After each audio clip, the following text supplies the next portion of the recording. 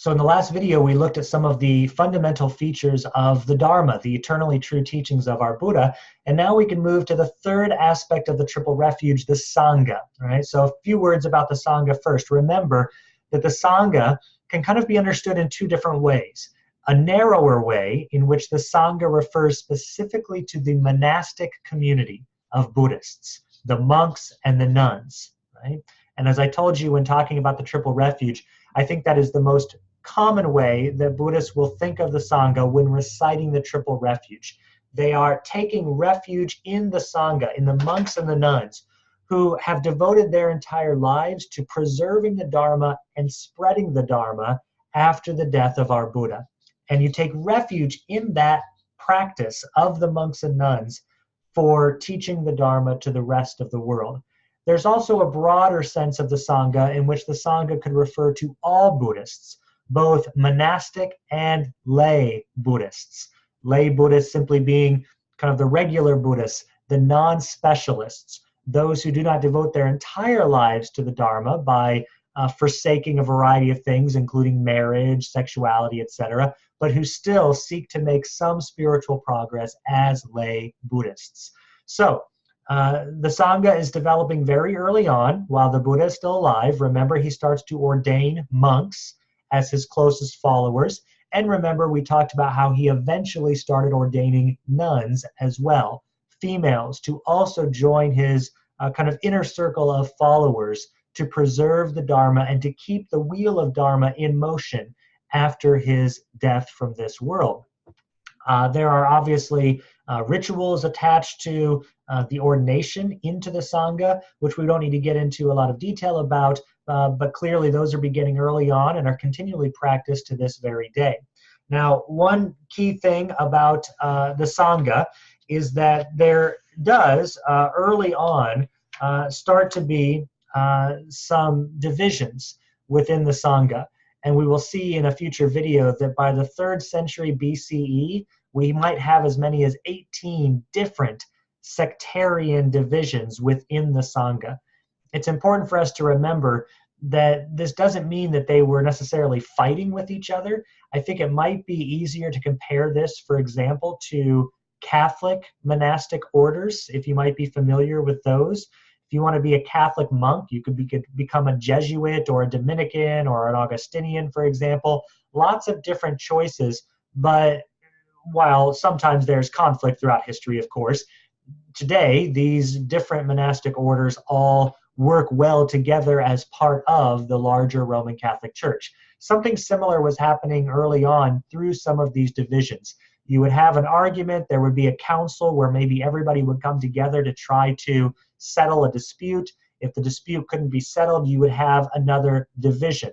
But we know that throughout history, especially in those early centuries, many of the different groups actually lived together and worked together. So we don't want to make too much of the sectarian divisions, but we will see how that will factor into things as we make it through future centuries. Right? At this point, however, I want to focus on perhaps the most important early task of the Sangha, understood in that narrower sense of the monks and the nuns. The most important task, I think, was for them to remember the words of the Buddha, to remember the Dharma. Obviously, the Dharma wheel cannot keep turning if they didn't remember those teachings that were presented by the Buddha, and then in turn start teaching those ideas to others. And we know that in early centuries, there was an oral transmission of the teachings of the Buddha, and those teachings were remembered by different communities. We think that the first time that the teachings were written down was maybe not until the 1st century of the Common Era in Sri Lanka. Might have been the first time that the teachings of the Buddha that had been handed down by generation to generation finally get written down. When they get written down, they go by a certain name, which is the Tripitaka. And you can see that tri at the beginning of the term. Tripitaka simply means the 3 baskets.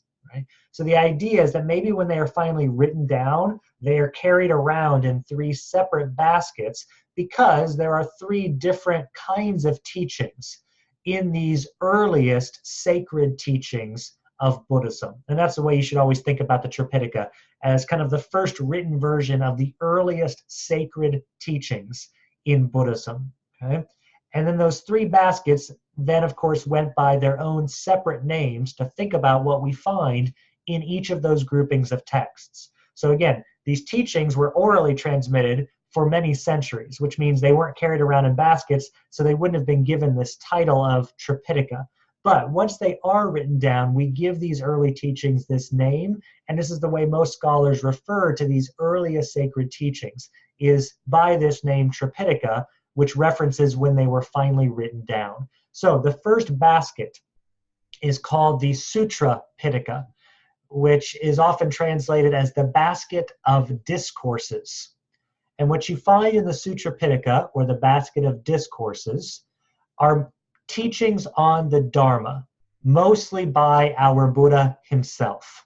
Right? Most of what you find in the opening baskets here come directly from the Buddha. They are attributed directly to the Buddha. And this is especially true with the Sutra Pitaka.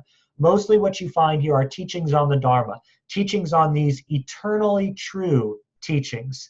This is what you find within the Sutra Pitaka, and most of them are attributed directly to the Buddha. So the idea is that people had remembered these teachings for 400, 500, 600 years. They are finally now written down, but they are still the perfect remembrance of the teachings of our Buddha. The second basket is the Vinaya Pitaka, often translated as the basket of discipline. The idea here is that this is where you find rules and regulations for the monastic community. That's the kind of discipline that we're talking about, the discipline required specifically of monks and nuns. So much of what you find in the Vinaya Pitaka is attributed directly to our Buddha, who would have told his early monks and nuns how they need to live their lives as monks and nuns. This is where you might find information about ordination rituals. You might find information about diet, about celibacy requirements. All of this stuff is found in the Vinaya Pitaka. This is where the early monks and nuns would turn if they had a debate about how things were working within the Sangha. They would turn to the Vinaya Pitaka and figure out what is the right thing to do as monks and nuns. One of the early debates, for example, was about whether monasteries, the monks and the nuns who lived there, could receive gold and silver financial payments from lay Buddhists, because historically, lay Buddhists had simply directly provided the material support, the food, the clothing to the monks and the nuns. And the debate arose about whether the monks and nuns could receive money to then use to buy that stuff on their own, or whether they always had to receive food, for example, directly from lay Buddhists. So when you have that debate, you would have a big council, and you would turn to the Vinaya Pitaka and try to figure out what the Buddha would teach us about that particular question. The third basket is the Abhidharma Pitaka. And I always remember learning this as the basket of further discourses. Sometimes it is referred to as the basket of systematic treatises. But I always remember learning this as the basket of further discourses. Much of what you find in this basket is composed by later Buddhists, some of the followers of the Buddha in later generations, who are now reflecting on the Dharma and trying to relate the Dharma to other aspects of life. Right? So for example, if you want to know the Dharma, you go to the Sutra Pitaka.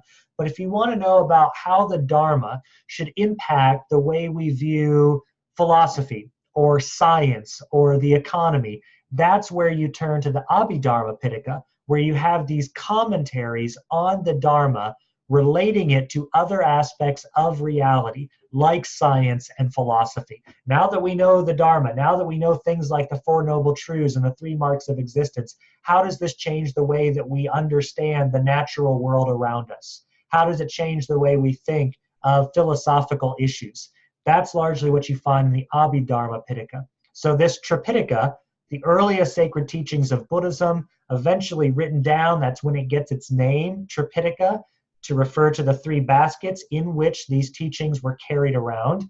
And this is going to be viewed still today as a very important set of teachings, especially by the Theravada Buddhists. Other Buddhists will value these early teachings, but they will have other teachings, texts, that they see as going in some ways beyond the teachings of the Tripitaka, and they will view the Tripitaka as kind of an early provisional set of teachings that was there to wait until the more advanced teachings emerged. And we'll see that how that happened as we eventually turn to the various vehicles of Buddhism. But this gives us a good sense of the early development of the Sangha, the monks and the nuns, and the importance of remembering the teachings of our Buddha and eventually establishing this body of teachings that will be remembered as the earliest sacred teachings within Buddhism to this very day.